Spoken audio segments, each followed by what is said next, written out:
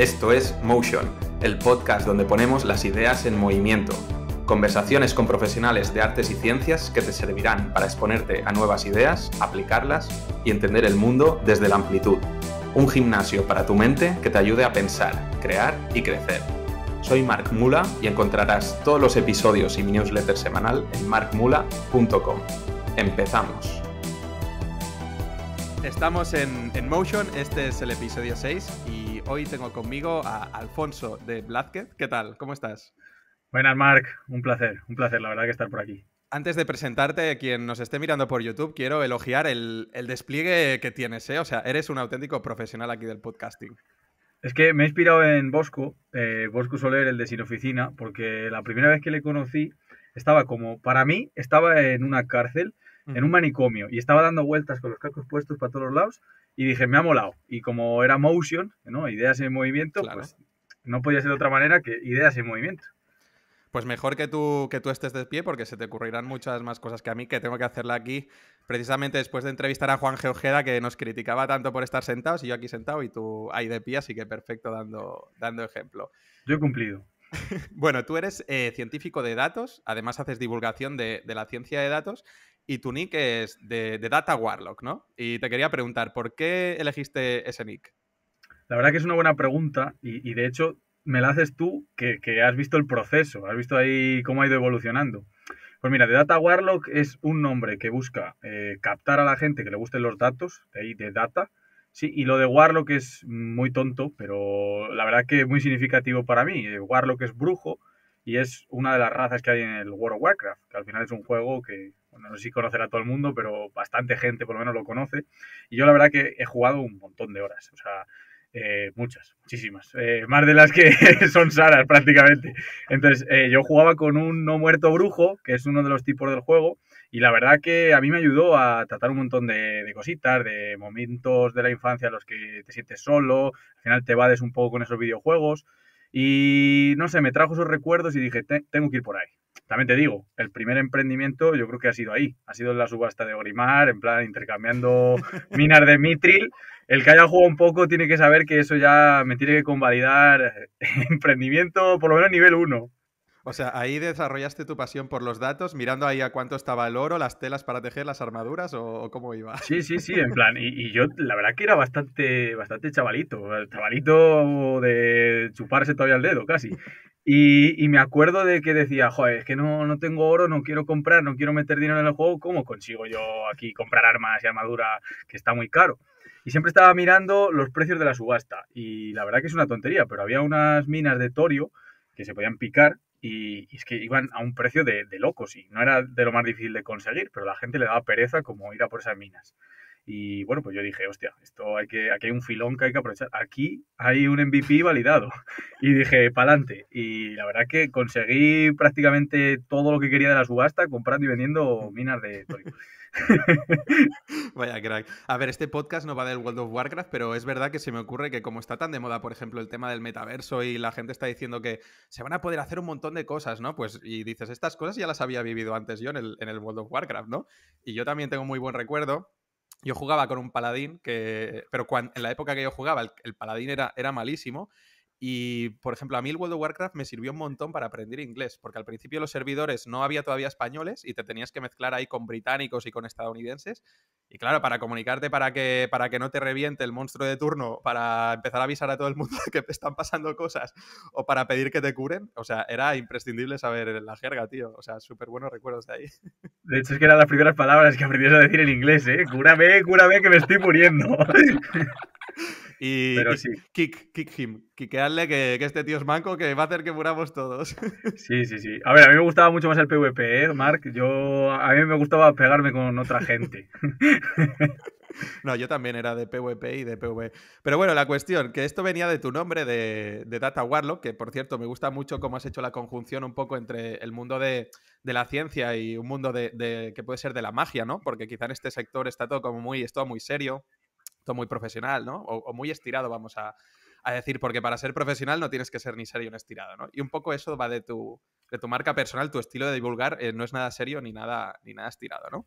Justamente, y es que una de las cosas que más me mueven es eso, es decir, a ver, que se puede enseñar cosas rigurosas sin ser un tío con un palo en el culo. Eso de primero. Entonces, pues bueno, tiré un poco por ahí, me gusta combinar el humor un poco con las cosas frikis, porque al final tampoco hay que ocultar lo que es cada uno. Y estamos tirando por ahí, Marc.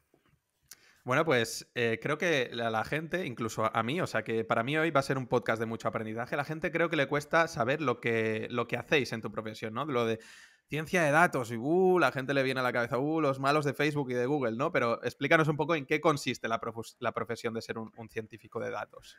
Bueno, la profesión consiste en analizar muchos datos, aplicar el método científico y tratar de resolver problemas, básicamente. O sea, que es que tampoco nos separa tanto de otras disciplinas. ¿Qué pasa? Pues que en general los científicos de datos ahora mismo, al menos aquí en España, hay gente que es útil, pero en general somos todos unos matados. Es decir, prácticamente nuestro trabajo consiste en solucionar marrones y muchas veces en que nos paguen una barbaridad y no aportemos nada. Y a mí me gusta cambiar un poco este paradigma, es decir, a ver, está muy bien que la profesión esté de moda y explotemos esto, digamos, bueno, buenos sueldos, empresa, tal, pero al final, ¿qué estamos haciendo? ¿No?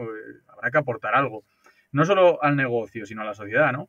Por ejemplo, hay un chico que sigo mucho en Twitter y a pesar de que no tiene mucho que ver con eso de la ciencia de datos, es Jaime Gómez Obregón, no sé si lo habéis visto, que es un hacker que al final libera datos Ah, públicos que están mal sacados, que ahora que lo hace dices, sí, poco, lo pues conozco, sí. ese chico al final utiliza técnicas que son aplicables también a una empresa, a otro tipo de negocios, y vamos, yo le admiro un montón, desde aquí, vaya, si alguna vez te escucha, que lo sepa, porque yo estoy ahí picado con él, digo, es impresionante lo que hace, lleva mucho curro, y eso es un poco lo que busco yo, ¿no? También no solo como aplicarlo a un proyecto, sino meter en la cabeza a la gente que tampoco necesita ser un desarrollador super máquina para empezar a sacar provecho a eso. De hecho, ya sabes, muchas veces os lo digo de decir, oye, aunque no seas desarrollador o no seas analista, métete, ¿sabes? Saca alguna cosilla, empieza a pensar, a analizar datos, pues te va a venir bien. Estar en un sector que, aunque está en auge, es muy transversal y nos va a acompañar. Al final es una manera más de resolver problemas que nos encontramos en nuestro día a día y que son muy difíciles de resolver sin estas herramientas. Vale, entonces, por ejemplo, el día a día de un científico de datos, ¿cómo sería? ¿Son gente que pasa mucho rato con el Excel o esta es una idea también que tenemos equivocada? ¿Se combina mucho con hablar con personas? ¿Usáis algún tipo de programa, software especial? Más o menos el día a día, ¿cómo es? A ver, hay que matizar que dentro de lo que es la ciencia de datos hay como diferentes perfiles, ¿no? Y cuanto más crece el departamento, más se especializa cada uno y más se encarga de sus cosas. Entonces, en general, yo te iba a decir que dicen por ahí que el 80%, el 70%, yo te iba a decir que el 95% del tiempo tú te pegas con los datos. Es decir, Ujú, tú haces un poco de magia. Y yo fui al Warlock porque es que es magia oscura. Es decir, muchas veces lo que tienes que hacer es pociones de las malas. ujú. Y es que es el 90% del tiempo. Es decir, las herramientas, pues yo no soy muy de herramientitis, un poco hay que tirar de lo que hay. A mí sí que me gusta programar, pero también porque llevo bastante tiempo haciéndolo y me resulta casi más cómodo meterme con un lenguaje de programación tipo Python o algo así, que meterme con el Excel, que me parece un infierno y encima se me tuesta. Ujú. Entonces, las herramientas no deberían de ser un limitante, es decir, hay gente muy buena en Excel que puede hacer grandísimas cosas con Excel y con Power BI para analizar datos y para sacar de verdad insights y valor.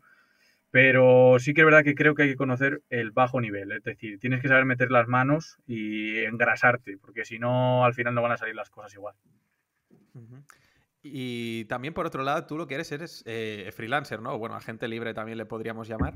¿Crees que hay alguna diferencia entre vivir la profesión como un profesional autónomo o como un asalariado? Sí, autónomo totalmente. Freelancer es demasiado cool Demasiado top. para mí.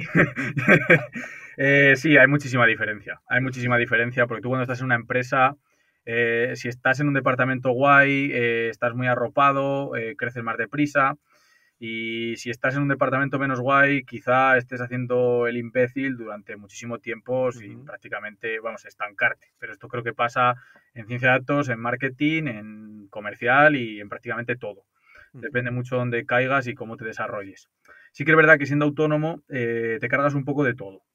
ujú. Yo siempre he sido un poco multidisciplinar dentro de lo que es la ciencia de datos, tampoco sin fliparse, que tengo mis limitaciones, pero sí que trastea un poquito de todo, de integración con APIs, es decir, más software, más desarrollo, más análisis y más comunicación con el cliente. Entonces he dicho, bueno, pues ¿por qué no? ¿Sabes? O sea, vamos a lanzarnos. Me gusta el sabor de la libertad, ¿no? De poder elegir con quién trabajas, etcétera, etcétera. Entonces estoy muy cómodo en ese aspecto. Sí que es verdad que hay veces que echo de menos el arrope de un equipo, de decir, hostia, aquí hay un tío que sabe de la hostia, pero lo solvento teniendo charlas interesantes. Por ejemplo, esta o incluso en mi sector. Es decir, hay veces que le mando un mensaje por Twitter o por Instagram a alguien y le digo, oye, tío, hablamos de esto. Es que, no sé, ha salido esta nueva tecnología o este proyecto, ¿cómo lo afrontarías tú? ¿O qué estás haciendo ahora en tu empresa? Y al final esas charlas también enriquecen. Y si te vas a quedar en una empresa solo por esas charlas, queda un poco justo. Por eso di el paso. Y en general, ¿te encuentras un nivel de conocimiento como muy bajo de lo que es tu profesión? Es decir, por ejemplo, pienso en el copywriting y aunque hay mucha falta de conocimiento de lo que es, de lo que es el copywriting, pero es relativamente sencillo decirle a alguien, mira, si en vez de en un anuncio decir que mi producto es el mejor, el más bueno y el más barato, si lo dices de otra manera, probablemente convertirás más, le gustarás más a tu audiencia y seducirás más, ¿no? A la hora de explicar en qué puedes ayudar a las empresas o a la gente con datos, ¿te encuentras algún tipo de barreras o dificultades? Sí. O sea, primero el comunicarte con la empresa y Ujú. el que parece que tienes que justificar una cosa que realmente les aporta. Creo que ahí estamos muy en sintonía, ¿no? Hay veces que tú le tienes que decir a un tío, oye, es que este proyecto o este copy vale X dinero porque te mejora esto. ¿Sabes? Y parece que es obvio, pero que lo tienes que justificar. A mí eso me causa mucha fricción. Cuando tengo esos tipos de clientes, a no ser que urja, prefiero evitarlo. Sí, prefiero trabajar con gente que de verdad está concienciada en, hostia, me vas a aportar, o por lo menos confío en que me vas a aportar, te dejo hacer. Sí, porque obviamente no siempre se aporta lo que te gusta, ¿no? Eso pasa en todos los lados. Pero lo que tú dices del conocimiento también influye dentro. Es decir, la gente que está dentro de este sector muchas veces está dentro por la inercia, por el boom. Es decir, no sé si en el copy pasa, pero aquí se mueve pasta. Entonces, tú sabes que las empresas demandan de profesionales, tú te camuflas un poquito porque leer 4 blogs por ahí, aprender copy-paste 4 funciones y hacer 4 cositas, todo el mundo sabe predecir si ha muerto o ha sobrevivido en el Titanic y un ajedrez que juega solo. Sabes que hay 200 tutoriales para seguir copy-pastearlos. De ahí a de verdad aportar algo, hay una diferencia muy gorda. Bueno, y por ejemplo, ¿cuál dirías que es lo mejor o lo que a ti más te gusta y lo que llevas un poco peor de ser científico de datos? O lo que más te aburre, digamos.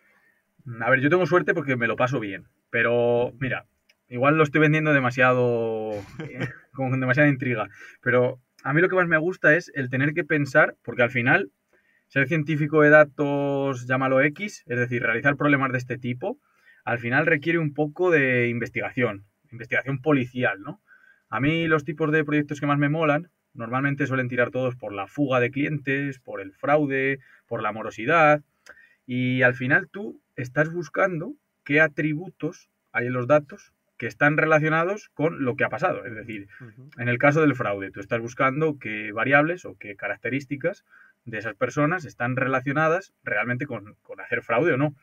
Y eso es un poco investigación criminal, ¿no? En plan, estar buscando como qué piezas encajan ahí. Y me gusta, o sea, va a sonar súper friki y siento a todo el mundo si le suena muy friki, pero yo tuve una pizarrita en mi casa y es un rollo, o sea, no llego a poner fotos de peña porque no tengo que investigar nada en privado, pero sí que es verdad que me hago mis cuadros y digo, a ver, ¿y esto tal? ¿Por qué tiene esto? ¿Por qué? Y le doy 1000 vueltas a las cosas y luego termino relacionando todo y digo, qué guapo me ha quedado esto, ¿sabes? En plan, guapísimo. Esa es como la parte buena. Luego, la parte mala viene cuando tienes que gestionar las expectativas del cliente, ¿no?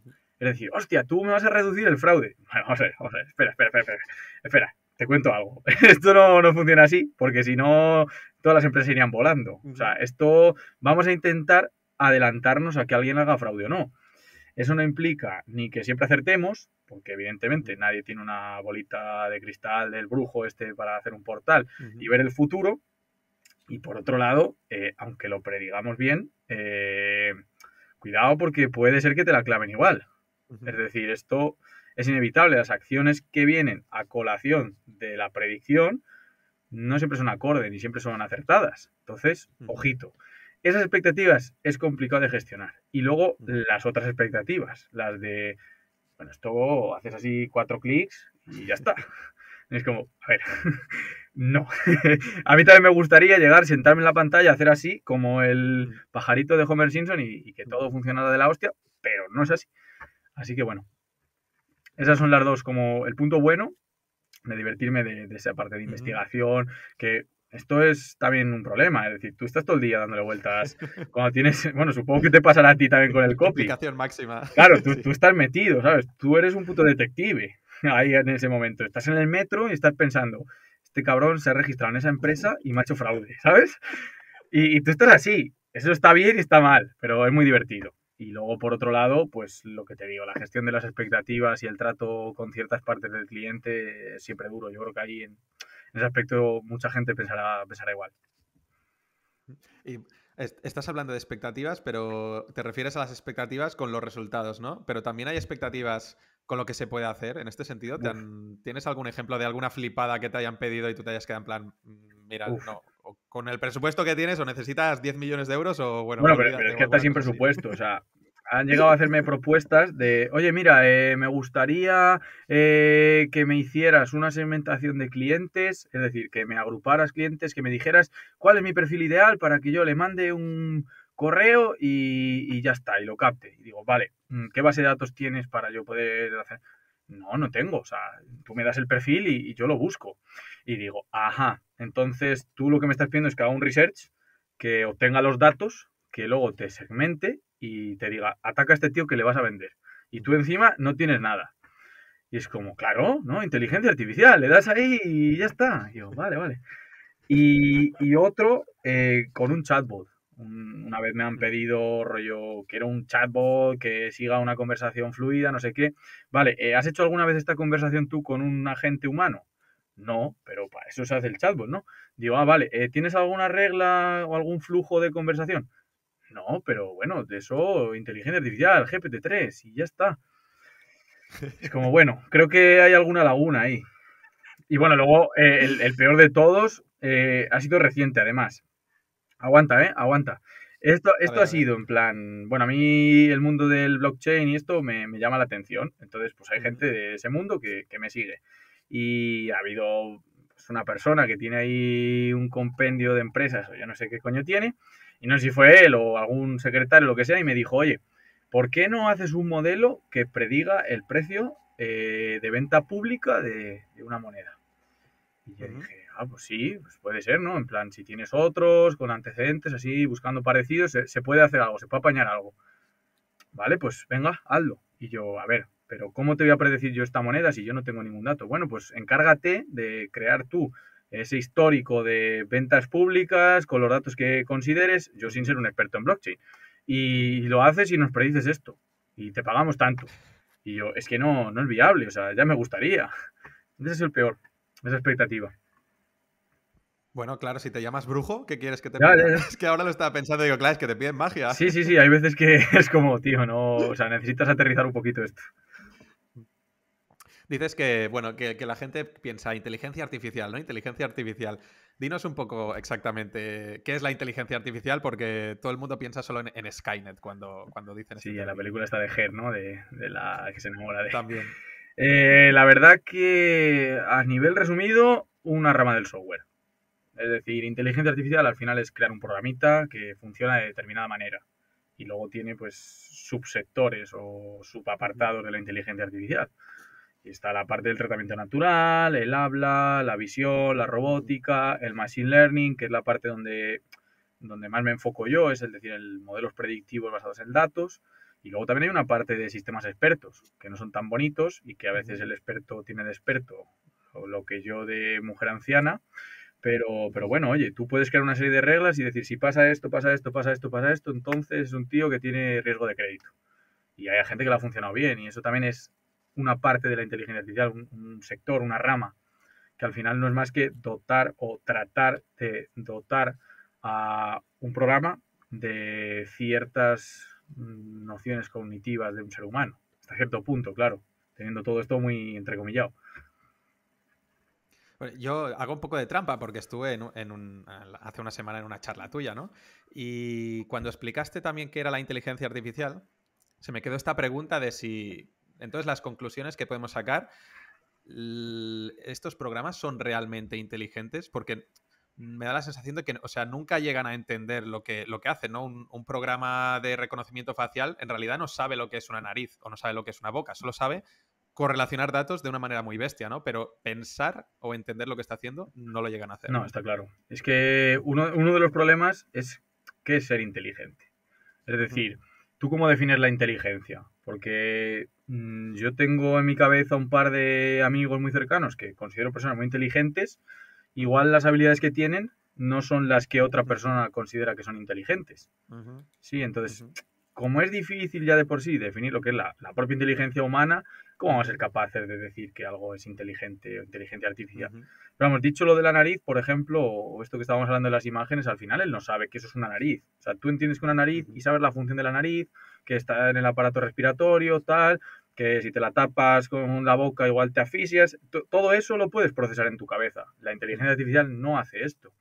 Al final ujú, también es un poco lo que comenté en la charla, es decir, la inteligencia artificial que está desarrollada ahora es una de las partes, que es la inteligencia artificial débil, ujú, y está enfocada a tareas, es decir, una tarea única. Tú sacas de esa tarea a ese software, a ese trocito de software, y no te lo puedes llevar a otra cosa y puede utilizar parte de las ideas aprendidas. No, no, no, no. Está enfocado en eso, hace eso y se acabó. ujú.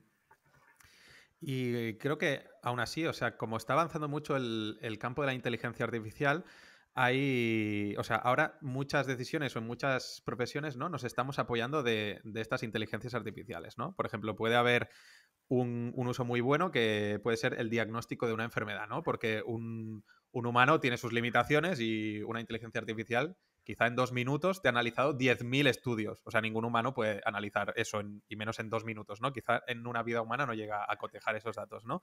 Pero luego hay conclusiones, ¿no? Que se pueden sacar de las decisiones de una inteligencia artificial. Y bueno, desde mi campo un poco alejado, ¿no? Pero desde el campo de la filosofía, pues llego a pensar, ostras, ¿cómo podemos introducir la ética en la IA, ¿no? O sea, ¿se puede decir que una inteligencia artificial es justa o injusta? ¿O siempre eso es cosa de los humanos que la diseñan? A ver, es un tema interesante, ¿eh? Pero me molaría hacer aquí como un pequeño paréntesis. Es que ahora Dale, mismo dale. vende mucho ir a una conferencia, a un congreso y hablar de la ética de la inteligencia artificial. Ujú, Y es que creo que nos hemos pasado de rosca, ¿no? O sea, primero ujú, habrá que ver si somos capaces de que funcione, ¿no? O sea, este, ujú, este debate te lo voy a abrir en primera persona, decir, oye, ¿la publicidad de Facebook es buena o es mala? ujú, Es decir, los ujú, impactos publicitarios que tú recibes en tu Instagram o en tu Facebook, ¿aciertan? Yo, a mi juicio, nada. Es decir, de cada ujú, 200 anuncios hay uno que me llama la atención, ¿no? ujú, Y los demás es como, no. Me recuerda un poco a la newsletter que envió Corti en Sin Oficina hace poco, que hablaba de la serendipia, ujú, ¿no? De esta sensación que ujú. dices, Sí. hey, esto está guapo, ¿no? Pues eso no pasa en muchísimos sistemas de recomendación. Entonces, ponernos a debatir sobre la ética cuando hay que arrancar todavía muchas cosas, está bien, se puede hacer y vamos, me encantaría, pero creo que tenemos que empezar todavía por esa divulgación o esa evangelización de hay que empezar a usar las cosas con rigor y bien, y no despreocuparse. Pero respondiendo, sin irme por las ramas, que ya te he hecho el quiebro aquí, eh, Bueno, matices necesarios, que eso deja claro que no eres persona de sí, blancos y negros, que en un día como hoy ya está muy bien. sí, sí, sí, Se total, sale de la total. Y ya te norma. digo que es un debate súper interesante, pero es que muchas veces como, no sé, o sea, tú cuando aprendes a andar, pues te tienes que meter algún piñazo, pero no se te ocurre, oye, pues voy a ver si me puedo montar en este triciclo ya a dar pedales. Pues igual hay que andar primero. Pero bueno, dicho esto, la inteligencia artificial débil como tal, por definición, está enfocada a tareas, la está programando alguien, no puede ser justa o injusta. Va a depender de la persona que lo integra o lo ejecuta. Partimos de la base de que siempre que hacemos un modelo va a haber un sesgo. O sea, eso es así. Y el que diga que no, pues oye, encantado de ver por qué. Pero siempre va a haber un sesgo humano. Los datos que utilizas ya son un sesgo. Cómo lo creas ya es un sesgo. El modelo que utilizas es un sesgo. Eso lo selecciona una persona o un equipo. Entonces, nunca va a ser desesgada. O sea, tú tienes que intentar que sea lo más imparcial posible. Pero de ahí a que no haya un sesgo humano va a ser difícil. Por lo tanto, por eso, justa o injusta, creo que no tiene sentido debatir si la propia inteligencia es justa o injusta. Digo la actual, que en el futuro ya la veremos. Y de hecho, igual me estoy tirando aquí un triple. Puedes, si lo montas el vídeo bien, puedes poner la foto de Curry ahí tirando como a la luna. Creo que no es tan triple, pero vamos a ver qué pasa. Creo que la regulación europea ha puesto algo como que la responsabilidad de que un modelo tenga discriminación hacia algún tipo de persona o este tipo de cosas recae sobre el que ha diseñado, programado la IA. Entonces creo que ahí ya está respondiendo un poco quién es justo o injusto, ¿no? Si está regulado de esta manera. O sea, claro, porque una IA, para empezar, no tiene personalidad jurídica. No puede ir a juicio una IA, ni no la puedes meter en la que vas a decir, eliminar programa, castigado, ¿no? No, lo que dejamos encerrado. Ya no puedes usarse. Le pones un temporizador para dormir, en plan, 60 años de pausa. Sí, no sé si me viene a la cabeza quizá, o sea, es que es lo que has dicho tú, de que siempre va a estar sesgado. No sé si la gente es consciente, porque a mí me da la sensación de que hay como mucha esperanza o mucha expectativa de que los datos o la ciencia de datos resuelve las cosas con súper objetividad, ¿no? Que los datos son objetivos. Y claro, para preparar este podcast, pues me he empezado también a mirar cosas y como que en Estados Unidos, pues hay jueces que se apoyan de IAs, por ejemplo, para decidir si una persona tiene más probabilidades de reincidir. Entonces, pues si lo pone en prisión preventiva o le pone con prisión con fianza, ¿no? Preventiva o fianza. Y eso te da la conclusión una inteligencia artificial. Entonces dices, vale, pero esas conclusiones son buenas, son malas, ¿cómo las tiene que interpretar una persona, ¿no? Porque si se recogen con datos sesgados, y, por ejemplo, creo que hubo un escándalo de que, claro, si la mayoría de condenas al final eran a personas de raza negra, pues la inteligencia artificial, como trabaja con datos neutros, ¿no? Pues iba a concluir siempre que una persona negra tiene más probabilidades de reincidir, ¿no? Por lo cual tendía más a decir, sí, le tienes que poner en prisión preventiva en vez de prisión bajo fianza, ¿no? Entonces, ¿crees que estas cosas se pueden llegar a evitar de alguna manera? ¿O se pueden trabajar mucho A ver, de se inicio? puede trabajar. Yo, por ejemplo, aquí soy bastante claro. Yo doy clase y futuros científicos de datos que me vean futuros, los voy a entrecomillar porque igual alguno suspende. Nada, son una máquina, la verdad. Pero los formo o intento formarles, porque tampoco me dejan siempre.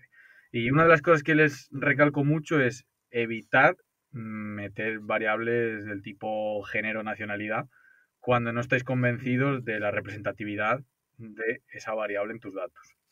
Ejemplo. Esto vivido, en primera persona. No voy a matizar muchos nombres porque me puedo jugar aquí algún NDA, pero hice un proyecto de detección de fraude de estos que me gustan en una compañía y había un problemita. Es decir, había una nacionalidad concreta que era de Marruecos, ¿vale? O sea, la nacionalidad estaba marcada, marroquí. Si había 140 registros, en torno a 100, 150 registros, ¿vale? De 800.000, que el resto eran españoles y de otros países, pero una mayoría, un 99% de españoles frente a una minoría total de otra nacionalidad. Concretamente, de estos 140, no recuerdo el número, pero entre 100 y 150 personas de Marruecos, había un porcentaje de fraude muchísimo más alto que entre el de españoles. Y era en plan, coño, de puta madre, mete esa variable que el modelo mejora. Pues claro, en los datos de entrenamiento, que son los datos que tú utilizas para generar ese modelo, tú tienes más porcentaje de fraudes en los marroquíes. Por lo tanto, metes esa variable y cuando estás validando tu modelo, dices, coño, de puta madre, ¿no? Cada vez que viene un marroquí lo acierta. Y es en plan, a ver, espérate, esta variable tiene sentido meterla. Es decir, ¿no te das cuenta que el hecho de que el fraude sea mucho más alta, o sea, mucho más alto en esta pequeña población, está haciendo que cuando un marroquí venga a darse de alta, solo por el hecho de ser marroquí, la probabilidad de ser fraude va a hacer y se va a subir un poquito. Es decir, puede cumplir todas las expectativas en la parte baja, pero cumplirlas.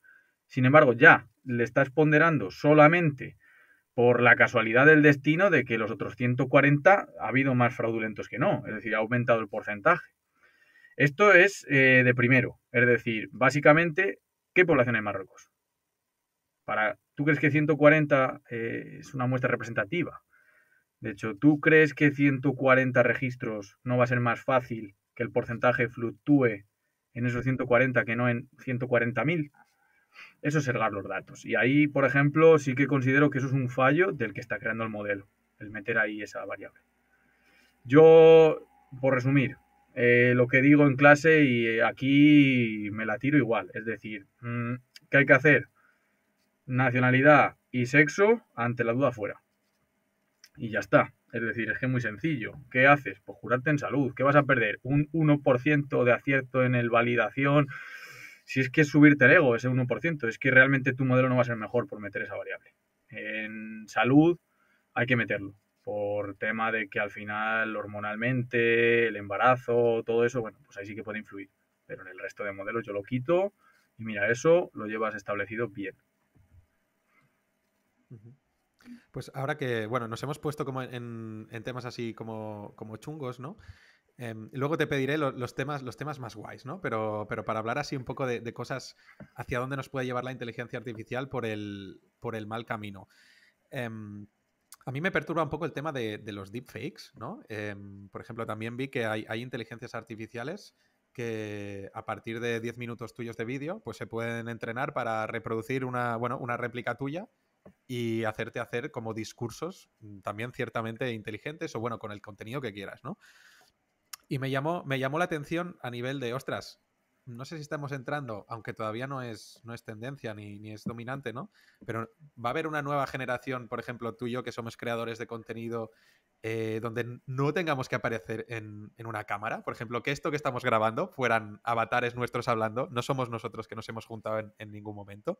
No sé si podríamos llegar a eso, que la gente tuviera marcas personales trabajando para ellas, que fueran inteligencias artificiales, y tú nunca supieras si es el creador de verdad De o una hecho, yo inteligencia creo que sí. artificial. O sea, en el corto plazo no, pero ya hay modelos en Instagram que son fake, es decir, que son Ujú, inteligencias artificiales. ujú, Anunciado, pero lo hay ya. ujú, Y a mí me preocupa ujú. esto del deepfake bastante. O sea, parece una tontería y se puede hablar y es como, ok, pero me preocupa mucho porque hace poco charlé con un amigo mío que es experto en ciberseguridad y me decía que hay un porcentaje de la población altísimo que cae todavía en el mítico email de, oye, que me ayudes, que necesito Ujú, 50 euros, que me lo pases por aquí, que estoy, ¿sabes? ujú. Y es decir, o el príncipe nigeriano este que te invita a cenar, es como surrealista, que nadie se cree, o sea, surrealista total, es decir, no me puedo creer esto es fake. Pues hay un porcentaje alto de la población que cae en Ujú, eso. Es decir, cuando ujú. llegue la segunda evolución de estos señores y utilicen una inteligencia artificial para crearte el texto del email y para ponerte la cara de la persona, flipas. O sea, si ya cayó la gente que si Bertín Osborne vendía criptomonedas, imagínate que crean un vídeo del Bertín Osborne hablando en plan, tú quieres ser tu propio jefe, desliza y únete a mi grupo de Telegram. Que va a caer una cantidad de gente increíble. No sé si viste lo de... esto no es de inteligencia artificial, ¿eh? Pero que hace poco hubo un vídeo donde se veía al Mario Draghi que le decía al Pedro Sánchez, gracias Antonio, y se volvió viral, lo puso la Europa Press, el grupo Mediaset, A3 Media, pero resulta que le estaba diciendo Antonio a Antonio Costa, que era el presidente de Portugal y estaba a su lado, pero eso estaba recortado, ¿no? Y digo, hostia, si esto se ha vuelto viral, yo también me lo comí, ¿eh? Esto se ha vuelto viral, lo ha puesto la prensa tradicional y solo era un recorte, ¿no? Estúpido.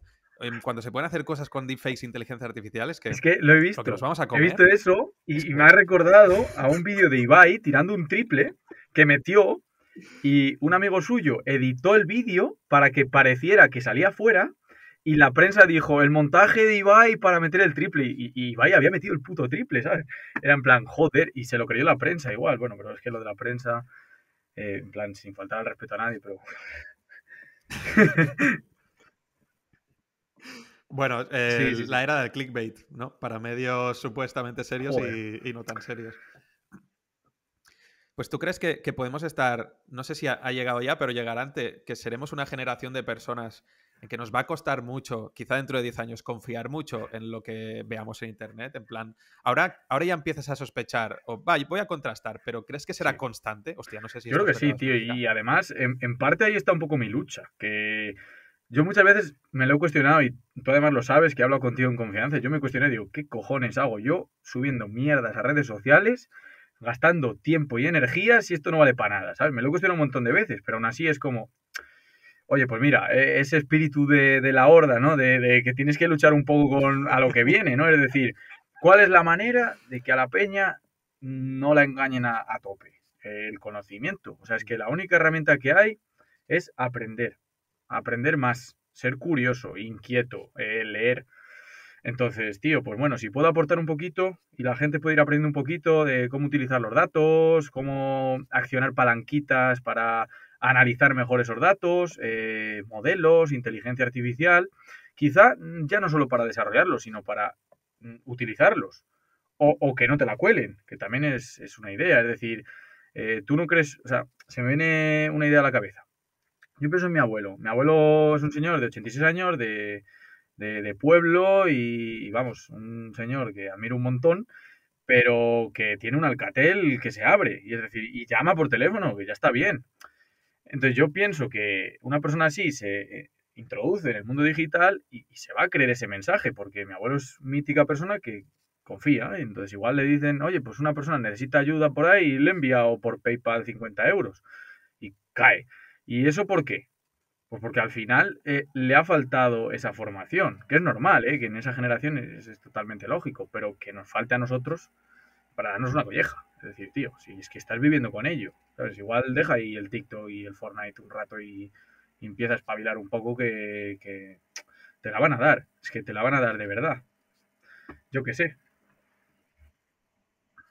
Como profesional del sector, y aunque esto sea como un debate como bastante peliagudo, pero tu intuición hacia dónde va, ¿crees que hay que dejarlo en la responsabilidad de todas las personas, en plan de educarnos cada vez mejor? ¿Crees que al final ha de haber algún tipo de regulación para, bueno, ordenar o intentar prevenir que no pasen este tipo de cosas? ¿Se ha de dejar responsabilidad 100% de las corporaciones o por dónde crees que tienen que ir los tiros? Porque una cosa es también cómo está hoy y lo que puede ser de aquí 20 años, ¿no? De se ha desmadrado esto. Es No que sé cuál es la está respuesta, la verdad. complicado, ¿sabes? Porque está regulado el que... Te voy a poner un ejemplo súper reciente. IML, que ha salido ahora mismo, se ha destapado toda la mierda esa de que era una piramidal, una estafa, etcétera, etcétera.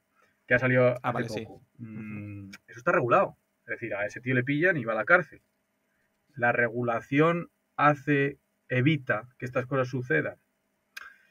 A ver, Mm. yo entiendo que sí, que al final tienes que intentar regular o legislar esto para decir, hostia, esto hay que defender un poco a la gente que no tiene esos recursos para aprenderlo, sí, y tendrá que poder defenderse de alguna manera. Ok, bien, pero eso nos hace inmunes. Es decir, ¿eso hace que no nos pueda pasar? No. Entonces creo que tiene que ir un poco a la par, ¿no? Es decir, sí, yo creo que estoy a favor, parcialmente estoy a favor de que eso se regule y de que... Pero esto de tirarse la bola de la responsabilidad no me gusta. Es decir, porque ¿de quién es la responsabilidad? ¿Mía? De él, mía? Vamos a ver. Todos tenemos un poquito parte del pastel, no estamos en una sociedad, estamos en Ujú. comunidad, igual todos jugamos un papel.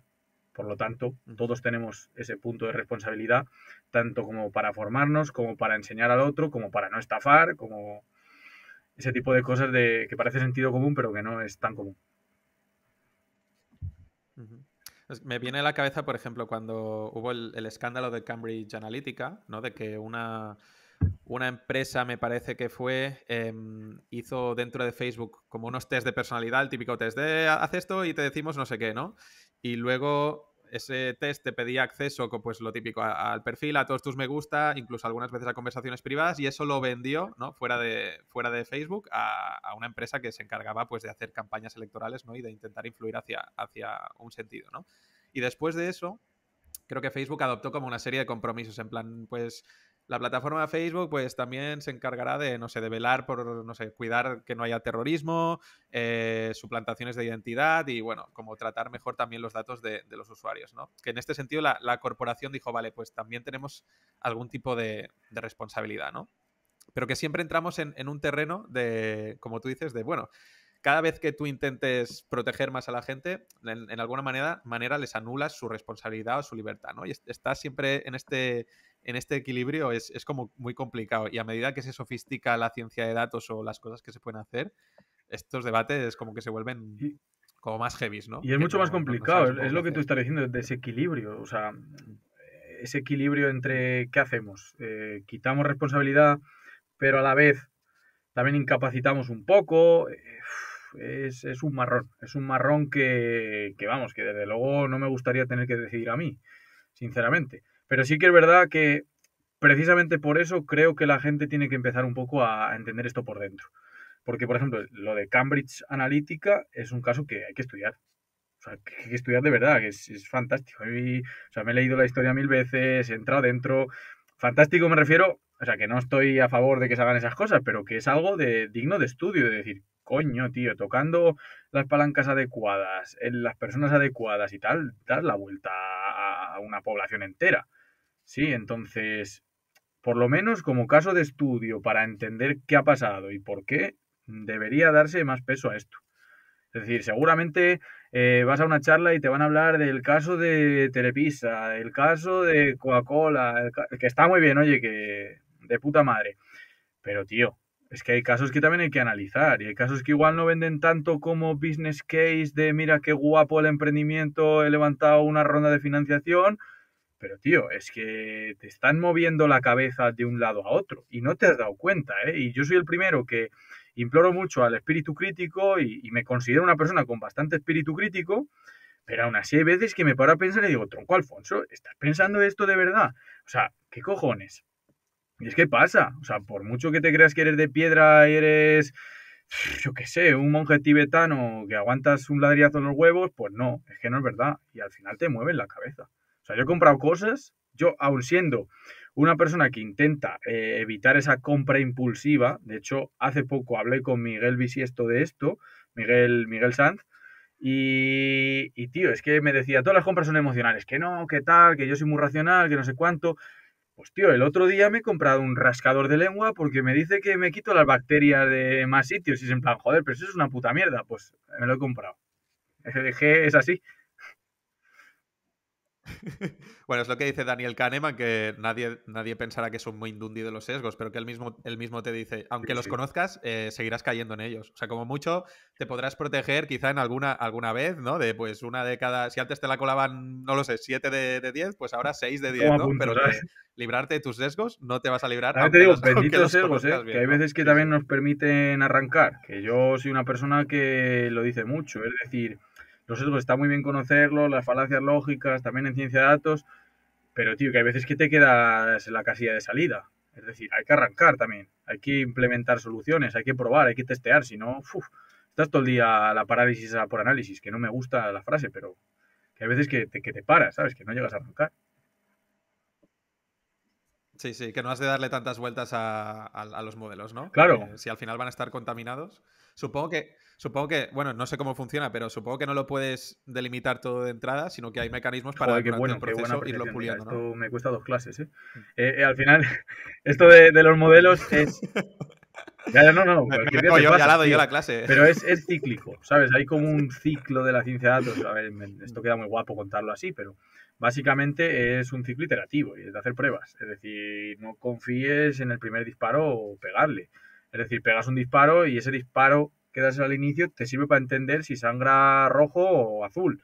Y con esa info ya utilizas las mismas balas o otras. Entonces, al final hay que ser una máquina de hacer pruebas. Cuantas más pruebas hagas, más eres capaz de abarcar y menos sesgado va a estar tu resultado. Al final es un poco eso. Tampoco disparar con una ametralladora a todo lo que se mueve, pero sí que hay que intentar hacer pruebas, hacer varias pruebas y iterar esto. Ujú. ¿Y piensas que algún día, como dicen estos futurólogos, la inteligencia artificial probablemente podrá hacerlo todo mejor que nosotros? ¿Que se va a cargar prácticamente todos los trabajos? ¿O cómo ves tú este panorama de Yo sustitución de trabajos aquí tengo una por la posición IA? bastante firme y no lo creo. No, no, no. O sea, yo creo que al final la inteligencia artificial, como otras muchas cosas que han nacido y están entre nosotros, son herramientas. O sea, el ser humano al final, un poco por inercia, tiende a decir, aquí estoy yo, ¿sabes? No, ¿qué pasa con la inteligencia artificial? Alguna cosa ganaré, ¿sabes? Entonces, yo creo que al final es una herramienta. Nos va a complementar, nos va a ayudar y nos va a hacer ir más rápido. A nosotros y a un montón de profesiones. Eso sí, habrá profesiones que se lleve, claro. Pero porque hay profesiones que hay que llevarse. Es así. O sea, ha sonado un poco hater, ¿eh? Voy a matizarlo. Pero estoy pensando, por ejemplo, en que yo he conocido departamentos en empresas que se dedicaban a arrastrar ficheros de una carpeta a otra. Departamentos, no una persona. Departamentos. Me descargo de este FTP, de este servidor, unos archivos y los cuelgo en este otro. Y ese es mi trabajo. Y apuntar 4 mierdas en un Excel y echar 3 cafés. Pues quizá eso, Bueno, mucho pensamiento lineal, ¿no? De quizá, skills quizá utilizando. eso hay un procesito aquí en Python que pin, pin, pin y hacer otra cosa. Y no digo que le echen, digo que hacer otra cosa, hacer otra cosa. Que al final un poco, pues no sé, lo que me mueve a mí es también un poco el crecimiento como comunidad, ¿no? O sea, que tampoco es cuestión de quitar o poner o mejor o peor, se trata de avanzar, ¿no? Y, tío, no sé, también tengo esa esperanza de que la inteligencia artificial potencie también medicina, nos haga mejor calidad de vida, luche contra el cambio climático este que no existe o que sí existe, no lo sé. Este tipo de cosas que al final nos pueden ayudar. El tráfico en las ciudades es un marrón que te cagas. No sé, quizá hay puntos donde sí que se puede aprovechar la inteligencia artificial y no cómo captar clientes para una casa de apuestas, que también se puede hacer. Ya. Pero bueno, A mí me llamaba la atención de que, en general, bueno, hace años y también hoy, ¿no? Como que había un miedo a la robotización o a lo de la inteligencia artificial y se pensaba, o al menos hace años era el debate que yo veía, ¿no? De que se iba a cargar todas las tareas como mecánicas, ¿no? Pues eso, en plantas de montaje y cosas así sustituidas por robots y que iban a sobrevivir, entre comillas, las profesiones creativas que se requiere la mente, ¿no? Pero precisamente yo estoy viendo como una paradoja de que las profesiones, entre comillas, creativas son las que se pueden sustituir más fácilmente por una inteligencia artificial. Es en plan, bueno, si tienes que escribir cosas para un blog que hacer anuncios, pues ahí está el GPT-3, ¿no? Que dices, ostras, si no eres muy espabilado haciendo textos, que quizá te quitan el trabajo, ¿no? En cambio, curros donde se pensaba que iba a entrar la robotización, pero no sé, el fontanero de toda la vida, el lampista, o sea, profesiones así tradicionales, esas en teoría no tienen miedo, ¿no? De que les pise la robotización. Pero los que trabajamos solo con software, con textos y estas cosas, me como voy que a tenemos que estar aventurar. un poco O más sea, ajustadillos, porque... no sé en los escritos, pero yo, por ejemplo, estoy deseando que herramientas como GitHub Copilot o el Codex, que para el que esté escuchando y no, o sea, diga que ha dicho este, son herramientas que te asisten en tu desarrollo de programación, es decir, te ayudan. O sea, bueno, supuestamente desarrollan por ti, pero lo matizo, te ayudan. Este tipo de herramientas está de puta madre, yo quiero que las avancen, porque a veces queda pereza, es decir, uff, ¿cómo se hacía esto? A buscar documentación, a ir a Stack Overflow, a copiar, a pegar, porque se hace. Que por muchos años de experiencia que lleves, siempre entras en Stack Overflow a copiar algo. Entonces, tío, si tienes una herramienta que te lo sugiere dando al tabulador, vaya, gustazo. O sea, eso es así. Tú imagínate hacer los copies en una libreta, todos. No, no en teclado, escribirlos. Escribes una página de ventas entera en una libreta de 2x2 y luego la pasas a limpio. Pues oye, igual es un coñazo, ¿no? Es mucho mejor tener tu editor de texto que te corrige, que te mira las faltas.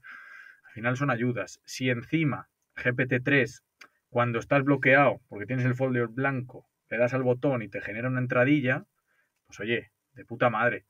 ¿Va a hacerlo igual que una persona que tiene esa visión y no solo la necesidad de escribir? Porque entiendo, aquí es un poco, estoy entrando como puedo, despacito. Entiendo que cuando tú eres un copy, tu misión va más allá de escribir un texto y ya está. Tu misión va por entender el cliente, entender qué quieres expresar, cómo. Todo esto tiene un trabajo que no es me voy a poner a escribir sobre plantas carnívoras. Entonces creo que ahí te va a ayudar más que a sustituirte. Es decir, habrá días que digas, joder, no me sale nada, voy a darle aquí al botón, me va a hacer un texto y lo voy a modificar. Y voy a cambiar esto por esto y te va a ayudar. Ahí le veo bastante chicha, la verdad, porque una cosa que no nos gusta admitir a muchos, pero la gente que escribimos, lo primero que escribes siempre es mierda, lo que nunca acabas enseñando al final, pero todo lo que escribas al principio será basura. Entonces, las inteligencias artificiales te pueden ayudar a generar esos primeros borradores para que luego tú on the top, para que no necesites gastar esa energía cognitiva, ¿no? En producir esa mierda que hay. Pero vamos, yo sí que lo veo así, que la inteligencia artificial, al menos a mí, creo que me serviría más, que no me vendría a sustituir. Yo sí que lo enfoco así. Yo estoy En este igual. sentido no Yo tengo estoy problema. igual y yo creo que no Sí, sí, tengo deberías. O sea, razón. creo que debería tener miedo la persona que hace copies mediocres. Ujú. Es decir, que hace un copy que, joder, Sí. pues ahora mismo está bastante verde. Saldrán versiones que serán la polla, ¿eh? O sea, estoy 100% seguro de que aquí 2 o 3 años vamos a tener cositas serias. De hecho, se habla mucho de GPT-3, GPT-4 y todo el enfoque que lleva OpenAI por ahí, pero si no recuerdo mal, en China tienen una versión como la antítesis, no sé cómo llamarlo, que va fuerte. Es decir, no se habla tanto, no está liberada, etcétera, etcétera, pero está ahí. O sea, estamos teniendo la escucha a este lado, pero cuidado, cuidado que vienen por otro lado y también vienen fuertes, ¿eh? Entonces, seguramente hay avances chulos, pero lo dicho, es decir, tú aportas más que escribir. Yo aporto más que coger y hacer un report de los datos. Yo te aporto mi procesado, es decir, yo al final soy un procesador, tú también. Tú tienes una entrada y sacas una salida, y si no pasa por ti, no saldría igual. Ujú. Voy a aprovechar, anticiparme que al final te sacaré un tema de ficción, porque sé que tienes también un proyectito así que involucra ficción, pero ¿crees que la gente pagaría por ficción escrita por una inteligencia artificial? Una novela de romance, de terror, que la escribiera Uf, una IA. ¿Crees que estaría no igual sé. de valorado? ¿O cómo lo ves ¿Hasta qué esto? punto pagamos al autor? Es decir, ¿hasta qué punto compras un libro porque lo ha escrito quien lo ha escrito y no por la historia? Porque, bueno, al final yo también he caído en, hostia, este tío tiene que haber escrito un buen libro. Y luego lo lees y parece que llevas esa expectativa y te autoconvences a ti mismo de que el libro es mejor de lo que realmente es. Pero no sé, se me hace difícil. Creo que sí que llegará y con toque del autor, lo que digo, también moldeando un poco la salida de la inteligencia del tirón, ni de coña. Moldeando un poquito cómo crea los episodios y tal, quizá haga buena ficción, pero creo que necesita ese paraguas. De momento ahora, ¿eh? No sé si luego saldrá una novela anónima escrita por una inteligencia artificial y es la leche, ¿sabes? Te evoca sentimientos y te hace meterte en ese escenario. Pero yo de momento diría que no. Ujú. Claro, a mí se me plantea el típico experimento de, no sé si se ha hecho ya, de darle a una persona un texto, por ejemplo, una poesía o algo muy emotivo escrito por una IA, pero sin decírselo, ¿no? ¿Qué te parece este autor? Y lo típico, ¡ah! Me emociona, ¿no? Y luego le dices, no, esto lo ha escrito una máquina, entre comillas. No, no, ya no me gusta, ¿no? No sé si hay mucho, yo no soy de este sector, ¿no? Que hay mucho esencialismo de, no, es que hay que pensar Ya. al ser humano que lo escribe detrás y es como la manera de imprimirle esa esencia, ¿no? Que sí que entiendo por dónde quieren ir, pero no sé, me parece interesante para plantearse lo que es el arte, si el arte siempre lo hacen los humanos o si una inteligencia artificial te emociona más con una historia, con una novela. Eso es Bueno, arte es que o no es arte, ¿no? con los Estamos cuadros pasa un poco ahí, igual, bueno, ¿no? Es pues decir, no lo sé. yo, vamos, yo aquí soy un inculto totalmente en pintura y en cuadros. Si yo llego a un museo y digo, esto me parece bonito, esto menos. Y Hmm. hasta ahí llego, ¿sabes? Sí. Luego, pues sí, entiendo de trazos y si me lo explican, pues digo, hostia, tiene sentido, pero de primera yo no tengo mucha idea. Pero sí que te digo que estoy convencido de que tú pones un cuadro, dices que es de Picasso, lo genera una IA y convences a un montón de peña de que es la hostia. Entonces, hostia, pues eso es para revisarlo. En lo de la novela igual.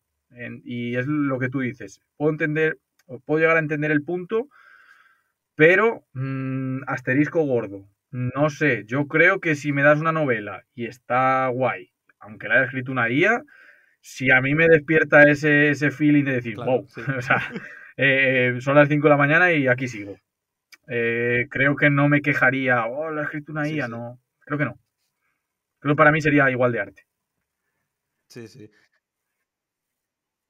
Oye, pues hay algo que creo que se está escribiendo, no sé hasta qué punto quieres hablar de ello, si todavía es muy secreto, pero yo he visto un perfil de Twitter de algo relacionado con No, no, no, ficción que no, creo que no. no está escrito Sí, por sí, una por inteligencia supuesto. O sea, artificial. no No hay sé nada si de puedes no hay hablar nada más de de qué es. secretismo. A ver, Dale, dale. seguramente, bueno, esto es un proyecto que no es solo mío, ¿vale? También trabaja conmigo Pablo. Pablo es ilustrador de dibujos de cartoon o toon o como lo queramos llamar.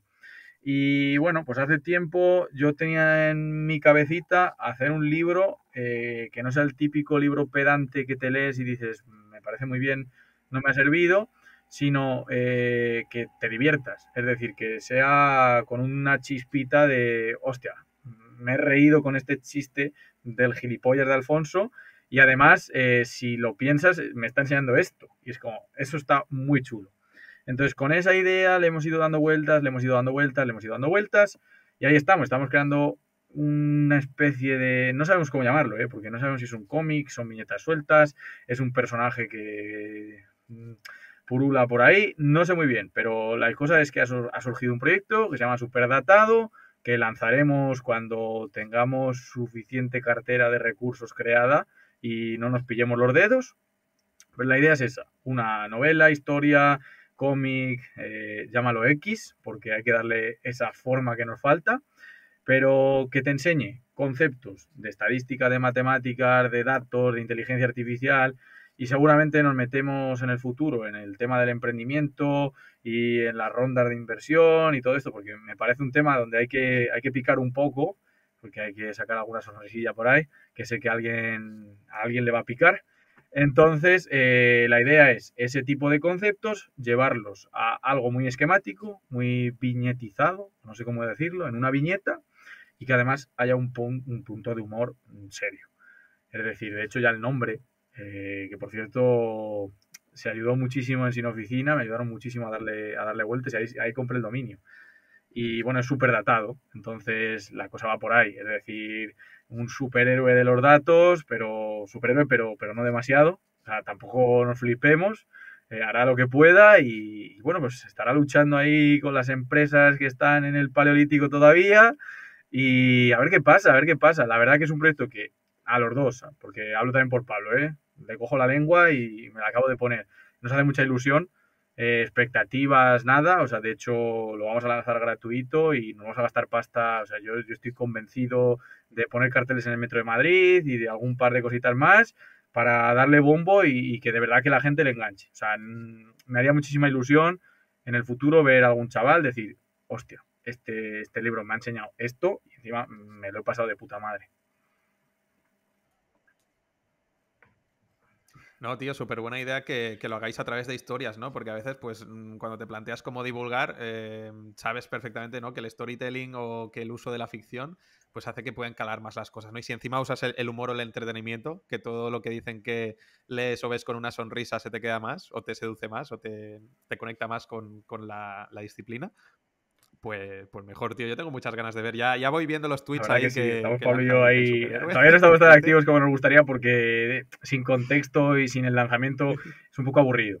Pero la idea es hacer un perfil de gente que dé leña. O sea, que vamos a ser nosotros, que yo no tengo ningún problema. O sea, no es rollo el chocas, me hace de 7 cuentas falsas. Es, por cierto, pobrecillo. Ánimo. Sí. Pero sí que es verdad que es ponerle un toque de humor y siempre, oye, aquí vamos a ser realistas y nosotros respetamos muchísimo a todo el mundo, pero hay que darle vidilla y yo pienso que las cosas hay que tomárselas con más humor. O sea, una de las premisas básicas de mi vida es me lo tengo que pasar bien. Tengo que echar el rato, me tengo que divertir. Por ejemplo, esta charla para mí ha sido la hostia, no lo considero curro porque me lo he pasado muy bien, pero creo que está ahí el punto de la vida. No sé qué dice la filosofía, Marc, pero creo que está en... Creo que no hay mucho más. Creo que no hay mucho más. Bueno, la filosofía te diría, aunque hay gente que quizá no piensa lo mismo y que hay un modo de vida bueno para todos, yo pienso que cada uno ha de encontrar el suyo y que la gracia está en no imponer a los demás el Total, modo de vida que tú consideres el total, bueno, ¿no? total. Que dejes a cada uno que elija o descubra el suyo. Y para terminar, en tu actividad de divulgación, también tienes un podcast que todavía no lo hemos mencionado, pero a ver, con este despliegue que estás haciendo aquí, Todo la gente que te esto, ve en YouTube ya se puede oler hablando algo, de ¿no? todo y de data, pero Dice, todo hablando de esto, todo todo y este de setup data. montado es gracias a Rodrigo de Bunker Studios, que es el chico que, bueno, donde grabo el podcast, que me hace la postproducción, que me da collejas cuando digo muchas palabrotas, que me dice ahí te has trabado, todo ese tipo de cosas, que me echa en cara que tenía la nariz taponada y se me oía mal. Esa persona es él. Entonces, pues sí, la verdad que otra cosa que me hace mucha ilusión, el podcast. O sea, al final, como esto, que por cierto, te tienes que pasar, ya lo sabes, pero estas charlas al final es un poco egoísta. O sea, tú lo sabes. Yo al final traigo al podcast a una persona, me habla de un tema, le mezclo los datos y aprendo. Y es como, wow, es que fantástico. Encima tengo la suerte de que la gente le está gustando. Y me escucha y me escribe y eso es un chute de adrenalina. Supongo que te pasará a ti también. Sí, antes de contestar también quiero lanzar mis elogios a Rodrigo. Eres un máquina y entra todos en Bunker Studio que gracias a él, a ellos se está grabando este programa. Rodri, te queremos. Pero sí, o sea, yo encuentro que el grabar un podcast es un poco como una excusa para hablar con gente que admiras o que consideras inteligente. Y claro, normalmente si tú abres un mensaje privado a alguien, oye, podemos hablar o quedamos para un café virtual, la mayoría te dirán que no, pero les dices que es para Esa es grabar un buena, esa podcast. es Venga, buena. dime fecha y hora. No, un café Pues no, venga. tío, no. Hablar contigo me aburre, pero venga, pon un micro, tío, vamos a grabar. Sí, bueno, yo lo que hago, como después de cada podcast lo veo y me anoto las cosas en Obsidian, pues claro, lo guardo ahí, todas las ideas las almaceno y luego las conecto con, ya sea con con otros podcasts o con cosas que tenga guardadas, con temas. O sea que para mí me está ayudando un montón. Y en esta charla, pues lo mismo. Todo lo que yo un día me pregunten, oye, Mark, ¿y tú de inteligencia artificial de algún tema? Pues yo recuperaré esta charla de las notas que tengo y veré qué ideas volcaste tú y digo, coño, pues te citaré a ti y diré, pues mira, estas ideas vienen de un científico de datos, que tal y tal y tal, ¿no? Y aquí está la serendipia también Sí, total. Y que al mencionabas final, de una la cosa newsletter de egoísta del Conti. podcast, al menos que lo he notado yo todavía no tengo notas del capítulo, que eso es un fallo garrafal, y tampoco estaba en Apple Podcast desde hace mucho, o sea, despliegue de medios, pero luego las cuatro tonterías que hay que cumplir, todo al revés. Pero sí que es verdad que hago notas para mí, yo también utilizo Obsidian y las reviso varias veces, y hay algunos temas que digo, wow, espérate, y las vuelves a revisar y te ayudan un montón. Es decir, al final te llevas unos inputs para generar contenido, para mejorar. A mí me parece terriblemente win-win. O sea,